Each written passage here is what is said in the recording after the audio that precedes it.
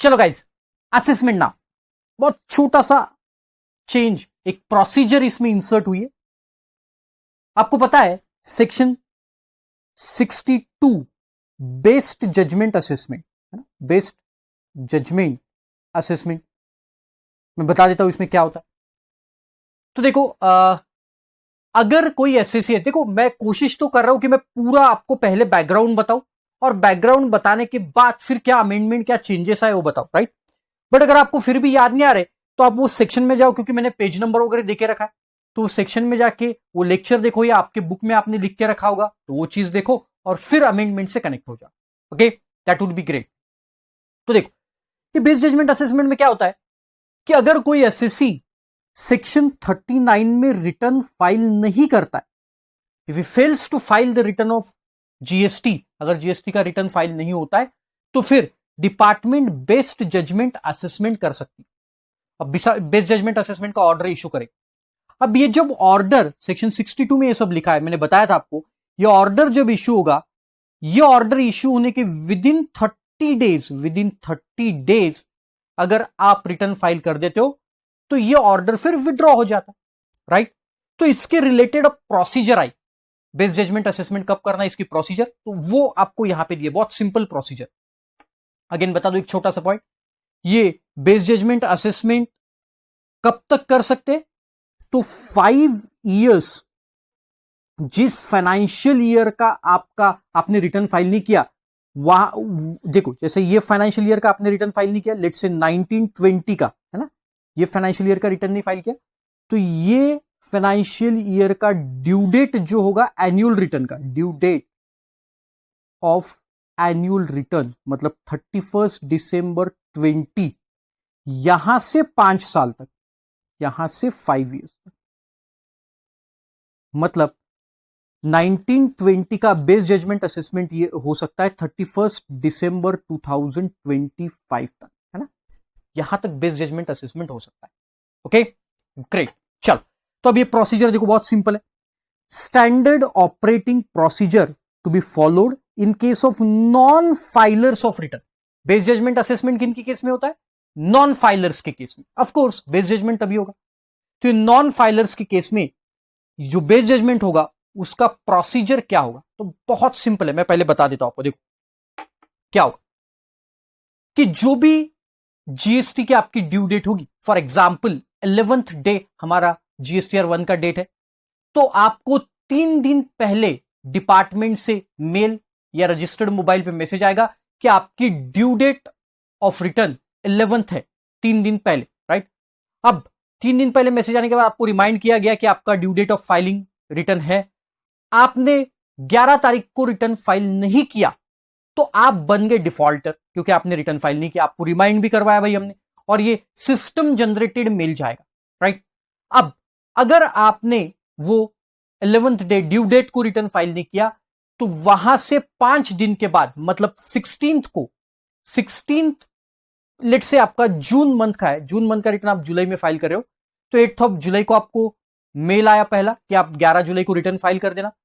फिर आपने नहीं किया तो आपको 16 जुलाई को वापस एक मेल आएगा, 16 जुलाई को, और बोलेगा कि 15 दिन के अंदर अंदर आशीष रिटर्न फाइल कर दे भाई। यार देखो बता रहा हूं 15 दिन के अंदर अंदर, मतलब 16 जुलाई से 15 दिन, 31 जुलाई तक रिटर्न आप फाइल कर दो, 31 जुलाई तक। अगर आप 31 जुलाई तक रिटर्न फाइल करते हो तो ओके, कोई प्रॉब्लम नहीं है।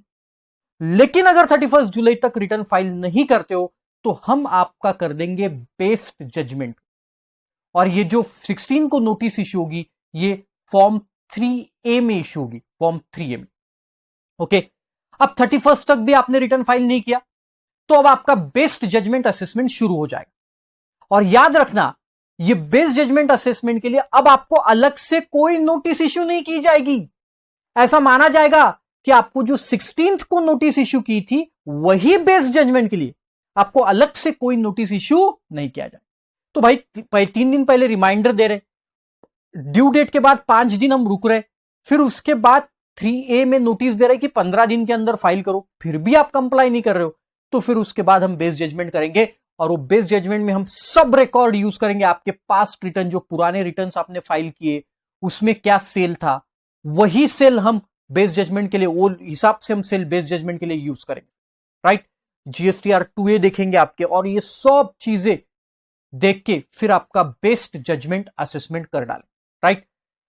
एक बार आपका बेस जजमेंट असेसमेंट अब हो गया, तो जिस दिन बेस जजमेंट का ऑर्डर आपको मिल गया, वहां से 30 डेज और एक अपॉर्चुनिटी दे रहे, देखो और एक अपॉर्चुनिटी, वहां से 30 डेज के अंदर अंदर रिटर्न भर डालो, करेक्ट रिटर्न भरो और टैक्स भर दो 30 डेज के अंदर from base judgment assessment order, छोड़ देंगे हम आपको। लेकिन अगर आप वो नहीं करते हो तो फिर हम आपसे रिकवरी प्रोसीडिंग भी शुरू कर देंगे। तो बेस जजमेंट ऑर्डर के 30 डेज के अंदर अंदर आपने अगर रिटर्न भर दिया, करेक्ट रिटर्न करेक्ट क्लेम भर कर दिया, तो वो ऑर्डर हम विड्रॉ भी कर लेंगे, वो भी पावर हमारे पास है, वो ऑर्डर को हम विड्रॉ कर लेंगे। लेकिन अगर आप नहीं कर रहे हो तो फिर तो हम रिकवरी प्रोसीडिंग शुरू करें। देखो पूरा वो जो मैंने बताया वो लिखा है, देखो following guidelines are hereby prescribe to ensure the uniformity in implementation of the provision across the field formation। तो सब यूनिफॉर्मिटी आना चाहिए, तो सबको एक साथ मिल जाएगा 3 दिन पहले। देखो preferably a system generated message to be sent to all the registered person 3 days before the due date to nudge them about the filing of return for the tax period by the due date। आपकी due date आ रही है भाई, 3 दिन पहले हम message भेज रहा। Once the due date of furnishing return under 39 is over, अब ये ओवर हो गई, then the system generated mail or message would be sent to all the defaulters immediately after the due date to the effect that the said registered person has not furnished his return for the tax period। एक बार आपकी due date चलेगी 11 तारीख की मान के चलो, तो आपको मेल और मैसेज आ जाएगा कि आपने रिटर्न फाइल नहीं किया। ध्यान दो भाई, आपने रिटर्न फाइल नहीं किया। अच्छा, ये मैसेज मान के चलो कंपनी है तो फिर उसके डायरेक्टर्स को जाएगा, पार्टनरशिप फर्म है तो उनके पार्टनर्स को जाएगा। तो दिया देखो, द सेड मेल और message is send to the authorize signatory, it's as well as proprietor, partner, director, karta, ये सबको जाएगा कि आपकी कंपनी डिफॉल्ट में है क्योंकि उन्होंने रिटर्न नहीं भरा। अब 5 दिन बाद देखो क्या होता है। 5 days after the due date of furnishing the return, a notice in form GSTR 3A, है ना, GSTR 3A में नोटिस जाएगी आपको, shall be issued electronically to such a registered person who fails to furnish the return under section 39, requiring them to furnish the return within 15 days। 15 दिन का और समय देंगे साहब। 16 जुलाई को, जून महीने का रिटर्न फाइल नहीं किया तो 16 जुलाई को आपको नोटिस मिली 5 दिन बाद, 31 तक 15 दिन के अंदर अंदर नोटिस रिटर्न फाइल करो। अब देखो, आप इतने नालायक हो कि वो भी आपने मिस कर दिया, तो देखो अब क्या होता है।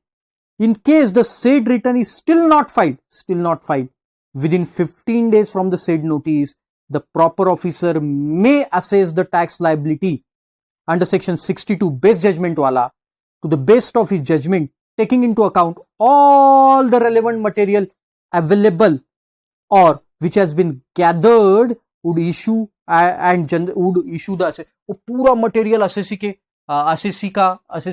के रिगार्डिंग पूरा मटेरियल कलेक्ट करेगा और फिर एक असेसमेंट ऑर्डर इशू करेगा। The proper officer would be then required to upload the summary thereof। Proper officer वो ऑर्डर की समरी अपलोड कर देगा उसके लॉगिन पोर्टल पे। नो सेपरेट, देखो मैंने बोला था no separate notice is required to be issued for the base judgment under this section, and in case the failure to file the return in 15 days of the issuance of 3A base judgment assessment order issued without any further communication। बहुत chance दे दिया भाई आपको, 3 दिन पहले बताया, फिर 11 तारीख को इमीडिएट डेट होने के बाद आपको मैसेज भेजा, 5 दिन के बाद आपको नोटिस भेजी कि 15 दिन तक फाइल करो। इतना सब चांस देने के बाद अब आपको बेस जजमेंट का हम कोई नोटिस नहीं देंगे, राइट। और बेस जजमेंट के लिए इंफॉर्मेशन कहां से कलेक्ट करेंगे, देखो for the purpose of assessment of tax liability under section 62, मतलब बेस्ड जजमेंट उसका लाइबिलिटी असेस करने के लिए, द प्रॉपर ऑफिसर में taken into account a forward supplies available in the statement under section 30, मतलब जीएसटीआर 1 का डिटेल यूज करेंगे, form 2A GSTR 2A, purchases कितने की, ई-वे बिल, ये पूरी इंफॉर्मेशन यूज करके आपकी लाइबिलिटी कैलकुलेट करें बेस जजमेंट, राइट। और देखो पॉइंट, अब 30 दिन के अंदर बेस जजमेंट के 30 दिन के अंदर आप वैलिड रिटर्न फाइल कर दो, मतलब करेक्ट, वैलिड मतलब करेक्ट रिटर्न फाइल कर दो, ऑर्डर विड्रॉ हो जाएगा। तो देखो, in case the defaulter furnishes the valid return within 30 days of the date of assessment order, the said assessment order shall deem to have been withdrawn in terms of provision 2, withdrawn कर दो वहां पे, in terms of provision of 2 of section 62. However, if return remains unfurnished within 30 days of issuance of order, then the recovery proceeding चालू हो जाएगी फिर 78 और 70. Simple, right? इतना सिंपल, सब मैंने आपको पहले ही बता दिया. Then about general guidelines may be followed by the officer in case of non filing of the return. General guidelines follow होगी. इन डिजर्विंग केसेस, मतलब डिपार्टमेंट को लगता है कि नहीं भाई ये तो असेसी भाग जाने वाला है रिटर्न फाइल ना करके, तो फिर वो प्रोविजनल अटैचमेंट भी कर सकता है. Commissioner may resort the provisional attachment to protect the revenue. Provisional attachment मतलब असेसी के कोई प्रॉपर्टी वगैरह अटैच कर सकते हो लोग, राइट? तो ये प्रोविजनल अटैचमेंट की भी पावर इनके पास है. Further the proper officer would initiate the action under subsection 2 of section 29 for cancellation of registration where return has not been furnished for the period of specified in section 29. जो 6 month के consecutive आप return file नहीं करते हो, 6 month, याद है आपको section 29 में बताया था, तो आपका रजिस्ट्रेशन भी कैंसिल करने के पावर उनके पास. Simple, right?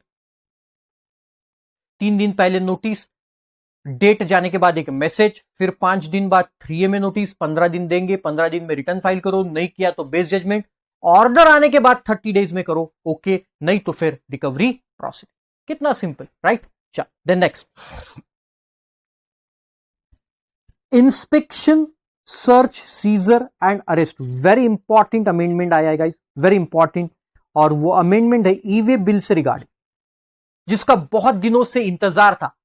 तो ये एक्ट में तो डाल के रखा था, लेकिन इसका इंप्लीमेंटेशन, मतलब इसको एक्टिव नहीं किया था, जो अभी कर दिया उन्होंने 21 नवंबर से.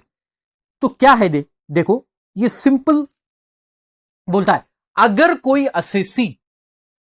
कोई असेसी ध्यान से सुनना, कंसेक्यूटिव 2 पीरियड्स के जीएसटी रिटर्न नहीं फाइल करता है, जीएसटीआर 1 हो या 3B हो, अगर कोई एसएससी जीएसटीआर 1 या GSTR 3B, and in case of composition dealer CMP 08 form, याद है आपको कंपोजिशन के केस में कौन सा फॉर्म है? CMP 08. अगर वो CMP 08 2 कंसेक्यूटिव पीरियड के नहीं फाइल करता है, इन केस ऑफ कंपोजिशन वाला सेक्शन 10 वाले एसएससी, या फिर दूसरे जो एसएससी से अदर देन कंपोजिशन वाले फॉर्म जीएसटीआर 3B या जीएसटीआर 1 2 कंसेक्यूटिव पीरियड के लिए फाइल नहीं कर रहे, तो फिर आपकी ई-वे बिल की फैसिलिटी बंद कर दी जाएगी, ब्लॉक कर दी जाएगी. मतलब अब आप ई-वे बिल नहीं बना पाओ, ना ही कंसाइनर बना पाएगा, ना ही कंसाइनी. मतलब वो जैसा मैं गुड्स बेच रहा हूं, तो ई-वे बिल तो कोई भी बना सकता है ना सर. ऐसा हो, देखो मैं आपको कंसाइनर हूं, मैं आपके दिमाग में आ सकता है ऐसे, आप कंसाइनी हो और एक ट्रांसपोर्टर है, राइट? तो तीनों में से कोई भी ई-वे बिल बना सकता है. तो अगर मैं ई-वे बिल नहीं बना पा रहा हूं क्योंकि मैंने रिटर्न फाइल नहीं की, तो आप बोलेंगे ठीक है तू मत बना, मैं बना देता हूं ना, कंसाइनी बना देगा. तो वहां पे लिखा है ना कंसाइनर बना पाएगा, ना कंसाइनी, ना ट्रांसपोर्टर, तीनों नहीं बना पाए, ई-वे बिल नहीं बना पाए, राइट? कमिश्नर को फिर पावर दी, अगर सफिशिएंट कॉज है तो वो कमिश्नर ये कंडीशन, मतलब ये जो रेस्ट्रिक्शन है उसके ऊपर, उसको हटा सकता है. तो देखो पहले अपन पढ़ते हैं, notwithstanding anything contain इन सब रूल 1, सबको सब रूल 1 को ओवरराइड करेगा. नो पर्सन इंक्लूडिंग, देखो consigner, consignee, transporter, e commerce और कुरियर एजेंसी, कोई भी ई-वे बिल नहीं बना पाएगा. Shall be allowed to furnish the information in part A of GST e way bill EWB 01. तो पार्ट ए नहीं भर पाएंगे in respect of registered person where the supplier और रेसिपिएंट हु, कौन, देखो कौन, एक्सक्यूज मी, ऐसा सप्लायर और रेसिपिएंट कौन सा, देखो, being a person paying the tax under section 10, मतलब एक कंपोजिशन वाले की बात कर रहा है, और अवेलिंग द बेनिफिट 2/19, मतलब सर्विस वाले, has not furnished the statement in CMP 08 for 2 consecutive quarters, क्योंकि इनको क्वार्टरली रिटर्न है, तो 2 consecutive क्वार्टर का इन्होंने अगर रिटर्न नहीं डाला तो, या फिर being a person other then in clause A, मतलब कंपोजिशन वालों को छोड़ के, has not furnished the return for consecutive period of 2 months, other than composition वाले मंथली वाले 2 महीने अगर नहीं रिटर्न फाइल करते, या फिर being a person other then in clause A has not furnish the statement of outward supply, मतलब GSTR 1 file नहीं किया आउटवर्ड सप्लाई का स्टेटमेंट फॉर 2 मंथ्स और क्वार्टरली, ये क्वार्टरली या मंथ, ये 3B की बात कर रहा है और ये जीएसटीआर 1। तो जीएसटीआर 1 और 3B अदर देन कंपोजिशन वाले भरते, राइट। तो कंपोजिशन पर्सन अगर सीएमपी 08 2 क्वार्टर का नहीं भर रहे, या अदर देन कंपोजिशन वाले 3B 2 पीरियड का नहीं भर रहे, या फिर जीएसटीआर 1 दोनों में से कोई भी, जीएसटीआर 1 या 3B दोनों में से कोई भी अगर 2 पीरियड 2 मंथ या क्वार्टर का नहीं भरेंगे तो फिर क्या होगा, देखो उनकी facility E part A of EWB 101 की निकाल ली जाएगी। मतलब अब वो गुड्स 50,000 के ऊपर ट्रांसपोर्ट नहीं कर पाए। बहुत खतरनाक चीज है प्रैक्टिकल लाइफ में। अभी तो आप बस सुन रहे हो, प्रैक्टिकल लाइफ में इसका इंपैक्ट बहुत भारी। तो अगर कोई पर्सन ऐसा फाइल नहीं करता है तो उसका ट्रांसपोर्टेशन बंद हो जाएगा। सोचो आप, बिजनेस ही बंद हो गया ना, ट्रांसपोर्टेशन बंद हो गया, गुड्स ही नहीं जा रहा इधर के उधर, खत्म ही हो गई बात। ना ही वो बना पा रहा है, ना कंसाइनी, ना ट्रांसपोर्टर, कोई नहीं बना पा रहा, तो सब रुक जाएगा।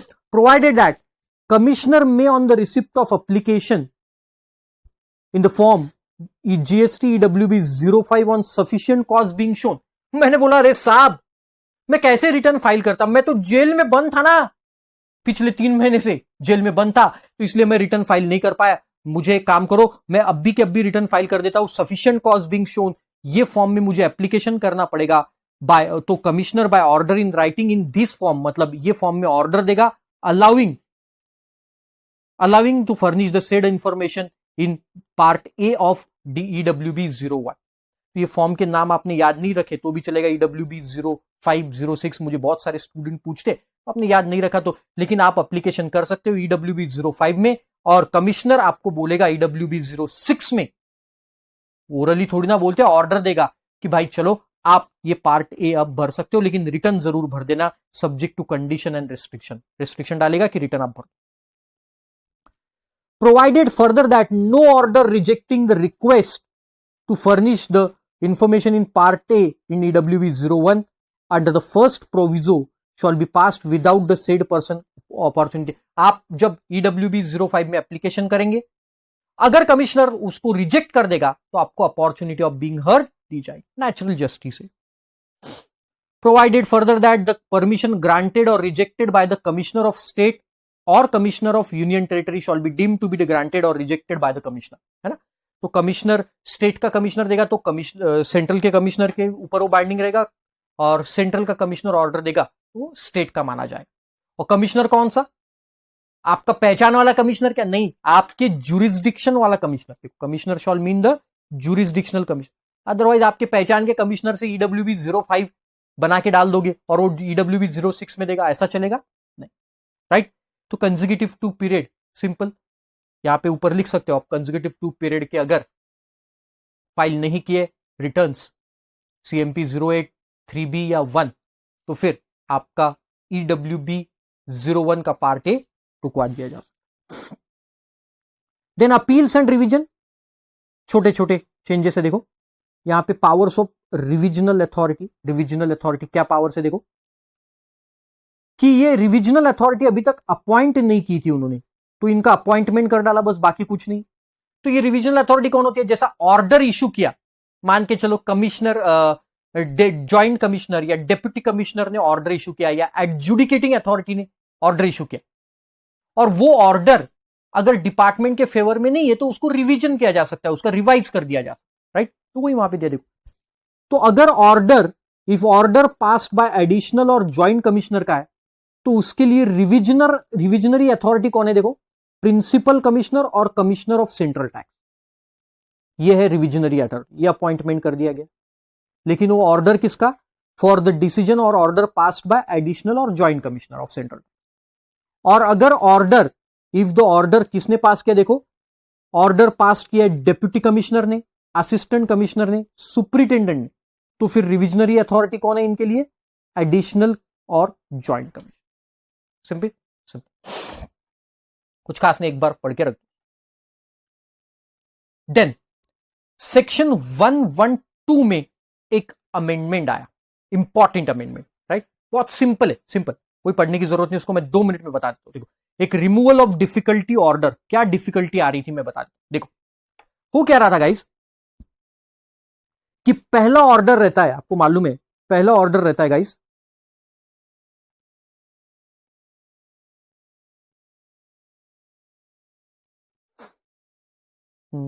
एक सेकेंड ना,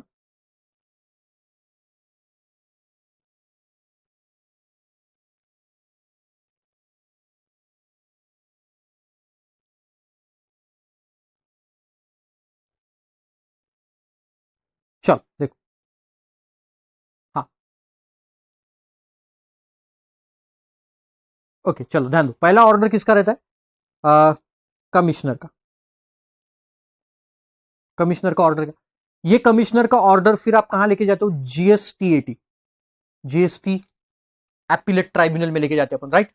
अब क्या हुआ कि ये कमिश्नर का ऑर्डर था, कमिश्नर का ऑर्डर डाला, अब ये कमिश्नर का ऑर्डर आने के बाद उन्होंने बोला था सेक्शन 112 में उन्होंने बोला था कि आप मतलब असेसी अगर है ना, कमिश्नर का ऑर्डर आपको चैलेंज करना है, कमिश्नर का ऑर्डर चैलेंज करना है तो आपको जाना पड़ेगा जीएसटी 80 में, मतलब जीएसटी एक्ट ट्राइब्यूनल में जाना पड़ेगा, जीएसटी ट्राइब्यूनल में, राइट।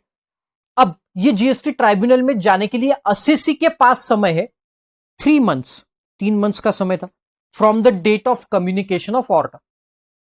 अगर कमिश्नर का ऑर्डर असेसी के अगेंस्ट में है तो असेसी जीएसटी ट्राइब्यूनल में जाएगा और उसके लिए 3 मंथ्स में उसको जाना पड़ेगा from the date of communication of order. और अगर ये कमिश्नर का ऑर्डर डिपार्टमेंट के अगेंस्ट में आया तो डिपार्टमेंट भी जीएसटी ट्राइब्यूनल में जा सकता है, और उसे कब तक जाना पड़ेगा, उसके लिए टाइम था 6 मंथ का। कोई बात नहीं, देखो वहां पे लिखा है, तो जीएसटी में any person aggrieved by the order pass under section 107 और 8 of the SGST or UTGST Act, he may appeal to the appellate tribunal against such order within 3 months from the date on which order sought to be appealed against communicated to the assessee to the person preferring the appeal। जिस दिन उसको communicate हुआ मतलब receive हुआ वहां से 3 महीने के अंदर, ये बता चुका था। और डिपार्टमेंट 6 महीने आगे दिया है, डिपार्टमेंट देखो विद इन 6 मंथ ये जा सकते थे, राइट। अब प्रॉब्लम ये हुआ कि इनका अभी तक जीएसटी का एपिलेट ट्राइब्यूनल ही एस्टैब्लिश नहीं हुआ, ट्राइब्यूनल ही एस्टैब्लिश नहीं हुआ। तो अभी तो अपील जो कमिश्नर लेवल के ऊपर जाना है तो इनके ट्राइब्यूनल ही एस्टैब्लिश नहीं हुए। मद्रास हाईकोर्ट ने कोई डिसीजन दिया था उसके बाद इनके ट्राइब्यूनल ही एस्टैब्लिश नहीं हुआ अभी तक। तो इन्होंने क्या किया, for removal of difficulty order, ये जो डिफिकल्टी हो रही थी इसके लिए उन्होंने क्या बोला, आप कब तक जा सकते हो। अब देखो, the 3 months from the date on which the order sought to be appealed against communicated to the person preferring in subsection 1 start from, ये 3 महीने अब कहां से स्टार्ट होंगे, तो पहला तो डेट ऑफ कम्युनिकेशन से, या फिर जिस दिन ये जीएसटी एपिलेट ट्राइब्यूनल एस्टैब्लिश्ड होगा। मतलब देखो, the date on which the president or a state president as the case may be of the appellate tribunal after its constitution under section 109 enters into office, later of this two, मतलब 3 months कहां से शुरू होंगे, या तो आपके date of communication of order से, या तो जिस दिन प्रेसिडेंट या स्टेट का प्रेसिडेंट ये एपिलेट ट्राइब्यूनल में बैठेगा, जिस दिन ये शुरू होगा वहां से 3 मंथ अब काउंट किए जाए। अरे समझ में आएगा, विच एवर इज लेटर। तो आपको ऑर्डर आज कम्युनिकेट हुआ और जीएसटी का जो ये स्टेट प्रेसिडेंट या फिर प्रेसिडेंट मान के चलो अगले महीने से ये इन्होंने वर्किंग शुरू किया, अगले महीने से, ये कोविड के कारण डिले हो रहा है, अगले महीने से शुरू किया, तो कहां से 3 महीने शुरू होंगे, अगले मंथ से ये 3 मंथ्स का पीरियड शुरू हो जाएगा। अरे समझ में आया आपके, 3 months, later of the 3 months कहां से शुरू होंगे, later of the following, communicate जिस दिन हुआ, या फिर जिस दिन date on which this president और state president as the case may be of the appellate tribunal after constitution enters the office, जिस दिन ये ऑफिस में एंटर हो जाए। और same for 6 month, same 6 month कहां से शुरू हो गया, दिया date of communication of order, और प्रेसिडेंट और स्टेट प्रेसिडेंट जिस दिन कॉन्स्टिट्यूट एंटर ऑफिस में एंटर करोगे वहां से ये 6 मंथ शुरू हो जाए। बाकी सब सेम जो ऑलरेडी, इतना सिंपल चेंज आया। And then anti profiteering. अभी प्रॉफिटरिंग, प्रॉफिटरेटेड वर्ड का मतलब क्या, प्रॉफिटरिंग मतलब क्या है, तो ये नया सेक्शन इंसर्ट किया 171(3)(a). सिंपल एकदम। देखो, आपको मालूम है कि अगर कोई बेनिफिट, जैसा मैंने कोई गुड्स का सप्लाई किया और वो गुड्स का सप्लाई करने के बाद मैंने आपसे 18% टैक्स वसूल किया और वो 18% गवर्नमेंट को भर दिया, ओके। और बाद में गवर्नमेंट ने बोला अरे नहीं आपने तो ज्यादा भर दिया, इस पे तो 12% है, तो 6% उन्होंने मुझे रिफंड दे दिया। तो ये जो पैसा है, ये जो बेनिफिट मुझे मिला, ये बेनिफिट मुझे पास ऑन करना पड़ेगा। जिससे मैंने पैसा लिया था उसको मुझे क्या करना पड़ेगा, पास ऑन करना पड़ेगा। या फिर अगर वो सामने वाला पर्सन मेरे कस्टमर लोकेटेड नहीं है तो मुझे कंज्यूमर वेलफेयर फंड में उसको डालना पड़ेगा, राइट। अगर मैं ऐसा नहीं करता हूं, तो फिर ये अमाउंट को प्रॉफिटरेटेड अमाउंट कहा जाता है, एंटी प्रॉफिटरिंग अमाउंट कहा जाता है, राइट। प्रॉफिटरिंग अमाउंट कहा जाता है। और ये मतलब वो पैसा 6% मैंने मेरे पास रख लिया तो ये प्रॉफिटरेट अमाउंट हो गया। अब अगर एंटी प्रॉफिटरिंग वालों ने मुझे पकड़ लिया तो अब तक वो बोलते थे कि भाई ये जो अमाउंट आपने एक्सेस कलेक्ट किया वो हमें वापस कर दो, कोई प्रॉब्लम नहीं, तो मैं 6% वापस दे दूंगा, उसके ऊपर कोई पेनल्टी नहीं थी। अब उन्होंने इसके ऊपर पेनल्टी लगा दी और वो पेनल्टी है 10% ऑफ द अमाउंट प्रॉफिटरेटेड। तो अभी तक सिर्फ टैक्स और इंटरेस्ट था, अब इसके ऊपर पेनल्टी भी आ गई। तो देखो, where any authority after holding examination comes to the conclusion that the registered person has profited, then such a person shall be liable to pay the penalty, 10% की penalty. However, no penalty shall be leviable of the profited amount deposited within 30 days from the date of order passing by the anti profiteering authority. मतलब क्या, ये जो 6% है, ये अगर उन्होंने order pass कर दिया एंटी प्रॉफिटरिंग अथॉरिटी ने कि आपको ये अमाउंट भरना पड़ेगा, अगर मैं 30 डेज के अंदर भर देता हूं तो फिर मुझे कोई पेनल्टी नहीं लगेगी, मेरी पेनल्टी वेव हो जाएगी। बट अगर 30 डेज के अंदर नहीं भरता हूं तो मुझे 10% पेनल्टी देना पड़ेगा।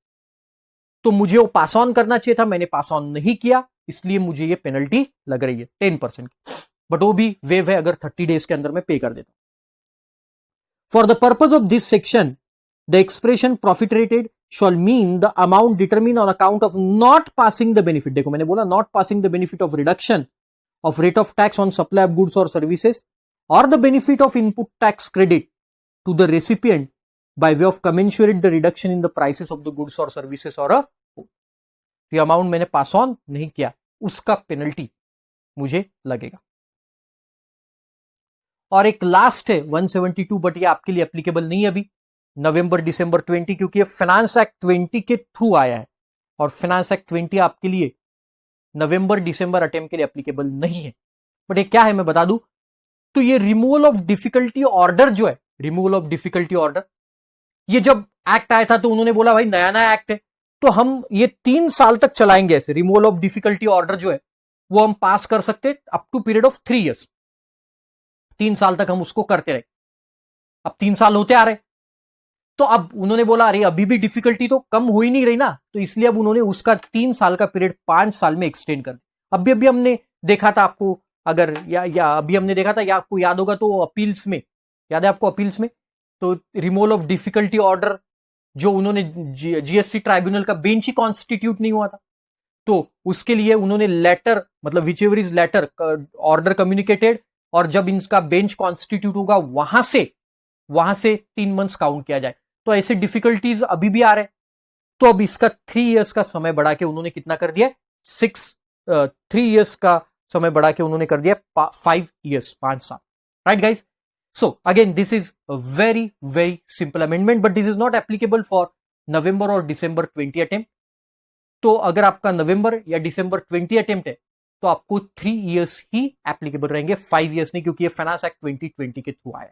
Okay, so all the best guys, thank you so much. Again मैं बता रहा हूं गाइज, ये अमेंडमेंट आप लिख के रखो, जहां भी आप जब भी ये लेक्चर देखेंगे तो लिख के रखो, ताकि बार बार लेक्चर्स देखने की आपको जरूरत ना पड़े। And I am trying my level best to make you understand each and every amendment conceptually. अगर आपको पसंद आता है तो जरूर मुझे इन्फॉर्म कीजिएगा। Thank you so much.